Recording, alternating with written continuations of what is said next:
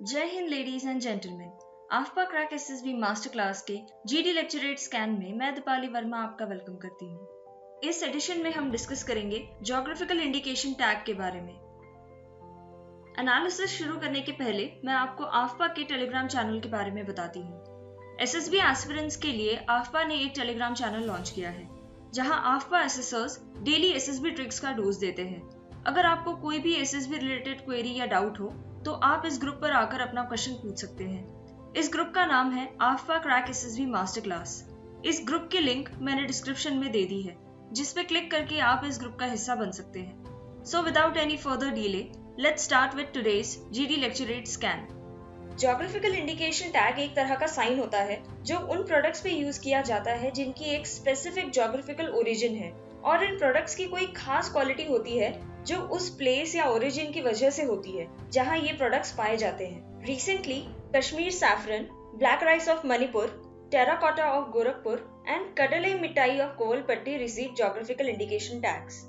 इन products को geographical indication tags क्यों दिया गया है, इस पे नजर डालते हैं। सबसे पहले कश्मीर सैफरन एक वर्ल्ड रिनाउंड स्पाइस है जो कश्मीर वैली में कल्टीवेट किया जाता है। This saffron has natural deep red colour with high aroma और इसे बिना कोई केमिकल्स ऐड किए बनाया जाता है। इसके अलावा इसकी खासियत ये है कि ये इकलौते तरह का सैफरन है जो 1600 मीटर एल्टीट्यूड की हाइट पे ग्रो किया जाता है और ये सैफरन 3 टाइप्स में पाया जाता है: Lachha saffron, Mongra saffron and Guchhi saffron. इसके बाद ब्लैक राइस ऑफ मणिपुर, जिसे चखाव भी कहा जाता है, इस चावल का रंग डीप ब्लैक होता है और कंपैरेटिवली इस राइस का वेट बाकी राइस वैरायटीज से ज्यादा होता है। इस राइस का ब्लैक कलर मेनली एंथोसाइनिन की प्रेजेंस की वजह से है। एंथोसाइनिन एक तरह का प्लांट पिगमेंट है जो कि डार्क रेड, ब्लू या वायलेट कलर का होता है। ब्लूबेरीज, ब्लैक ग्रेप्स, स्ट्रॉबेरीज, इन सभी में ये पिगमेंट पाया जाता है। फिर है टेराकोटा फ्रॉम गोरखपुर। ये हैंडक्राफ्टेड बेक्ड क्ले प्रोडक्ट्स हैं जो एक स्पेशल सॉइल से बनाए जाते हैं जो बाटहाट एरिया ऑफ गोरखपुर में पाई जाती है। अब आता है कडले मिठाई ऑफ कोविलपट्टी। कडले मिठाई एक पीनट कैंडी है जो तमिलनाडु के सदर्न पार्ट्स में बनाई जाती है। ये कैंडी ग्राउंडनट और गुड़ से बनाई जाती है और इसको बनाने के लिए यूज किया जाने वाला पानी थमीराबरानी रिवर से लिया जाता है, क्योंकि according to the producers of this candy, particularly इस रिवर के पानी की वजह से इस कैंडी का टेस्ट एनहांस होता है। So now let's see कि ये GI tags allot कौन करता है। Geographical Indication Tag is regulated or governed by Geographical Indications of Good Registration and Protection Act 1999. Only after a thorough historical and empirical inquiry किसी product को GI tag allot किया जाता है। GI tag सिर्फ 10 years के लिए valid होता है। 10 साल पूरे होने के बाद इसे वापस रिन्यू किया जा सकता है और 10 साल के लिए।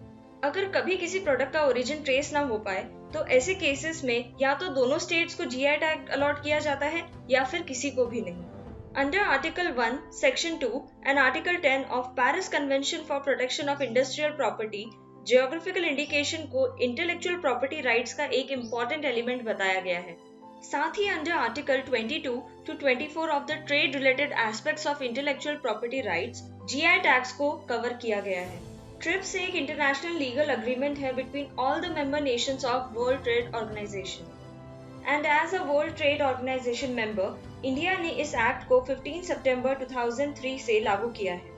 इंडिया में ये act controller general of patents, design and trademarks के द्वारा एडमिनिस्टर की जाती है। Current controller general of patents, design and trademarks हैं श्री OP गुप्ता।